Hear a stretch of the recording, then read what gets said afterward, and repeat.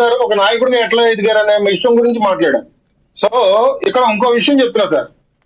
ప్రస్తుతం విద్యా సంస్థలు ఏ విధంగా అభివృద్ధి చెందినవి మాకు చెప్పగలరా అని వైసీపీ నాయకుడు మధుసూదన్ రెడ్డి గారు అని అన్నారు.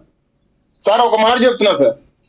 కోర్టుకి కుచ్చుటోపీ పెట్టి బైజూస్ అనే కంపెనీ ఇవాళ దివాలా తీసే కంపెనీతో వైఎస్ జగన్ రెడ్డి గారు పెట్టుకున్నది ట్యాబ్లు ఇవ్వడం అనేది చాలా నీచమైన చర్య. పెద్ద స్కామ్ కూడా దాగుంది. అది సాక్షాత్తు కోర్టులే చెప్పినాయి. ఇంకోటి, పాఠశాలకి రంగులేసి మేము అభివృద్ధి చేసామని మేము చెప్పుకోవట్లేదు.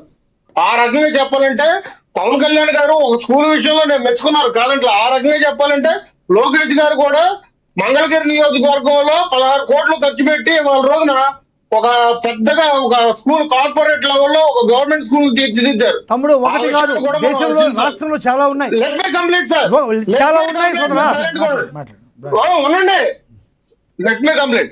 ఇవాళ విద్యా సంస్థలు అన్నిటిలో కూడా పిల్లలకి రాజకీయ రంగు పొలమకూడదని ఎక్కడా కూడా ఫ్లెక్సీలో రాజకీయ నాయకుల ఫోటోలు పెట్టినట్లా. మీకు ఆ విషయం తెలుసా సార్? మధ్యాహ్న భోజనం పథకం కింద డొక్కా సీతమ్మది ఇస్తున్నారనే మాత్రమే తెలుసు.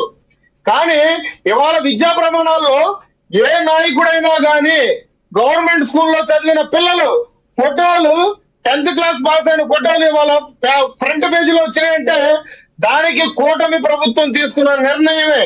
కూటమి ప్రభుత్వం తీసుకున్న విద్యా ప్రమాణాలు పెంచిందనే చెప్పాలి.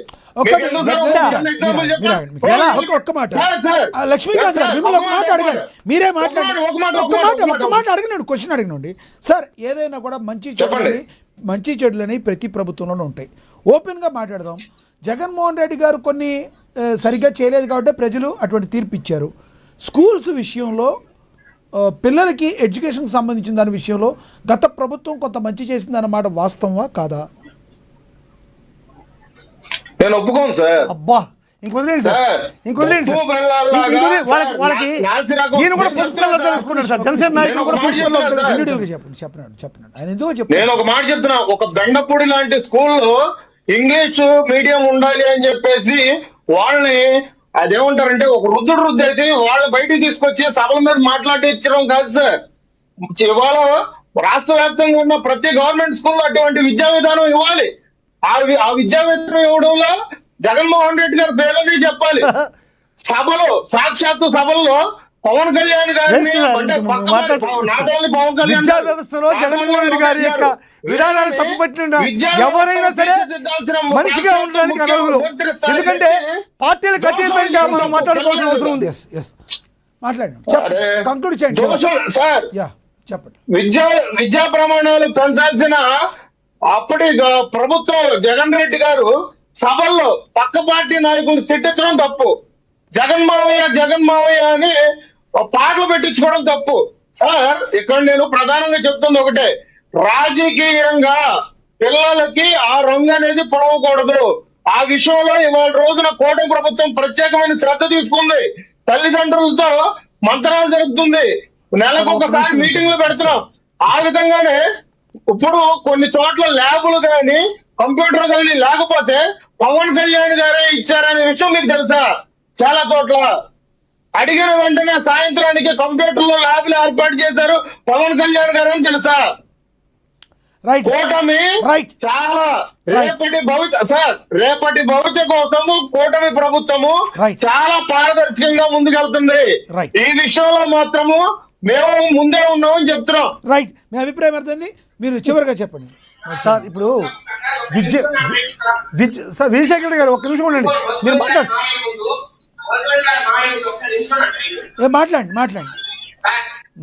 పవన్ కళ్యాణ్ గారికి పంచాయతీరాజ్ ఎలక్ట్రానిక్ వచ్చింది. సార్ పవన్ కళ్యాణ్ గారికి పంచాయతీరాజ్ శాఖలు ఎంత ర్యాంక్ వచ్చింది, లేదంటే లోకేష్ గారికి విద్యాశాఖలు ఎంత ర్యాంక్ వచ్చింది సార్? వాళ్ళని తక్కువ చేసి చూడడం కదా అది సార్. వాళ్ళు ఈరోజు ఈ రాష్ట్ర నాయకులు, దేశంలో పేరున్న నేతలు, వారు ఉండొచ్చు, ఒక మంత్రిత్వ శాఖకు మంత్రిగా ఉండొచ్చు. అంత మాత్రాన పంచాయతీరాజ్ శాఖ ఎంత ర్యాంక్ వచ్చింది, ఆ తర్వాత పవన్ కళ్యాణ్ గారు ఏ రకంగా పర్ఫామ్ చేస్తున్నారు, ఇదే సార్ ఈ రోజు కొన్ని లక్షల మందిని ప్రభావితం చేయగల వ్యక్తి పవన్ కళ్యాణ్ గారు ఆయన ఒక శాఖ పరిమితం చేయడం ఏంది? అట్లాగే ఈ రోజు నేషనల్ వర్కింగ్ ప్రెసిడెంట్ గా ఈ రోజు దేశం పార్టీని ముందుకు నడిపిస్తున్న వ్యక్తి ఈ రోజు ఒక ముఖ్యమంత్రి స్థాయిలో, మళ్ళా చెప్తున్నా, ఒక ముఖ్యమంత్రి స్థాయిలో ఈ రోజు రకరకాల దేశాల్లో తిరిగి ఈ రోజు పెట్టుబడులు తెస్తున్న నేపథ్యం, అట్లాగే సెంట్రల్ గవర్నమెంట్ తో అనుసంధానం అయ్యి ఈ రోజు రకరకాల కంపెనీలు కావచ్చు, లేకపోతే పర్మిషన్స్ కావచ్చు తీసుకొస్తున్న వైనం, అట్లాగే సెంట్రల్ గవర్నమెంట్ ఆధ్వర్యంలో పరిశ్రమలు తెస్తున్న వైనం, అట్లాగే సార్ దేశీయ నాయకత్వంతో తను ప్రవర్తిస్తున్న తీరు, మాట్లాడుతున్న తీరు, మన అవసరాలను తీరుస్తున్న తీరు అవి చూడాలి. కానీ విద్యాశాఖలో ముస్తాబని రైట్ సార్, సమయం అయిపోయింది. ఎస్ విజయశేఖర్ రెడ్డి గారు, ఎస్ మీ అభిప్రాయం అర్థమైంది. ఎస్ సార్ ఇవన్నీ కూడా చాలా సార్ లోకేష్ గారిని కావచ్చు, పవన్ కళ్యాణ్ గారు కావచ్చు తక్కువ చేసి చూడటమే. వీరు వైసీపీ వారు ఒక పద్ధతి ప్రకారం, జగన్మోహన్ రెడ్డి గారు మాత్రము ఆయన రాష్ట్ర నాయకుడు, ముఖ్యమంత్రి, ఆయన అన్ని మంత్రి శాఖలకు ఆయన ఉంటాడు. కానీ లోకేష్ గారి మాట వస్తే ఓన్లీ విద్యాశాఖ అంటారు. సార్ నేను అదే అంటున్నా, లోకేష్ గారిని ఒక శాఖకు పరిమితం చేయొద్దండి. ఆయన ఈ రోజు తెలుగుదేశం పార్టీకి కాబోయే అధ్యక్షుడు, నేషనల్ వర్కింగ్ ప్రెసిడెంట్, అర్థం చేసుకోవాలా సార్. ఆయన ఏ శాఖలైనా మాట్లాడారు. సార్ పార్టీ ఈ రోజు ప్రభుత్వం వచ్చిందంటే కారణం నారా లోకేష్ గారు. 124 సీట్లు వచ్చాయంటే కారణం నారా లోకేష్ గారు. ఎందుకంటే మంత్రి శాఖల గురించి మాట్లాడతారు మీరు సార్. సార్ ఏనాడైనా జగన్మోహన్ రెడ్డి గారు విదేశాలకు పోయి ఒక కంపెనీతో మాట్లాడా? ఎక్కడైనా ఒకటి ప్రసారం అయిందా? నిజంగా లైవ్ పెట్టి ఎప్పుడైనా మాట్లాడించారా? లేదంటే సార్ ఏ సీఎల్కి ఎప్పుడైనా పోయారా? సౌత్ కొరియాకి ఎప్పుడైనా పోయారా? రష్యాకి ఎప్పుడైనా పోయారా? ఆస్ట్రేలియా పోయారా? ఇంగ్లాండ్ పోతారు మందుల కోసం, కానీ ఎప్పుడైనా కంపెనీతో మాట్లాడిపోయారా? లేదు అమెరికాకు పోయారా? ఇవి మాట్లాడండి సార్. సార్ ఈ రోజు సార్ ది వీక్ మ్యాగజైన్ ఏం చెప్పిందండి? 25% పెట్టుబడులు ఈ దేశంలో 25% కేవలం ఆంధ్రప్రదేశ్ రాష్ట్రానికి వచ్చాయని వారే గట్టిగా మారుతున్న నేపథ్యం. హలో మరి మంత్రిత్వ శాఖలో ఏం చేస్తున్నారని రైట్ మీ అభిప్రాయం అర్థమైంది సార్. విజయశేఖర్ రెడ్డి గారు అన్యదా భావించుకునే సమయం అయిపోయింది, మీరు కంక్లూడ్ చేయండి సార్. సార్ ఈ రోజు కూటమి ప్రభుత్వం పనితీరు ఏ విధంగా ఉందంటే, ఈ తెలుగుదేశం కూటమి ప్రభుత్వం అని నేను తెలుగుదేశం పనితీరు ఏ విధంగా ఉండదంటే, ఇది ఏరు దాటిన తర్వాత తెప్పదాల్చేటువంటి మాటలు ఈరోజు విజయశేఖర్ రెడ్డి గారు మాట్లాడుతున్నారు. ఇప్పుడు కూటమి ప్రభుత్వంలో ఈ ప్రభుత్వం లోకేష్ వల్లనే ఈ ప్రభుత్వం వచ్చిందంట. అంటే ఆయన్ని అందువల్లనే అన్ని శాఖలు ఆయన గురించి మాట్లాడచ్చంట. మరి పవన్ కళ్యాణ్ లేకుంటే మీరు ముఖ్యమంత్రి కాగలరా చంద్రబాబు? మీరు పవన్ కళ్యాణ్ ఓట్లు లేకుంటే మీరు ముఖ్యమంత్రి కాగలరా చంద్రబాబు నాయుడు? మీరు మరి పవన్ కళ్యాణ్ని ఎందుకు తక్కువ చేసి మాట్లాడుతున్నారు ఈరోజు ఈ విధంగా? అంటే పవన్ కళ్యాణ్ శాఖలో కూడా మీరు వచ్చేస్తారా లోకేష్? మరి పవన్ కళ్యాణ్కి అంత శక్తి లేదా? అన్ని శాఖల్లో మాట్లాడే శక్తి లేదా? హోంమంత్రిత్వ శాఖలే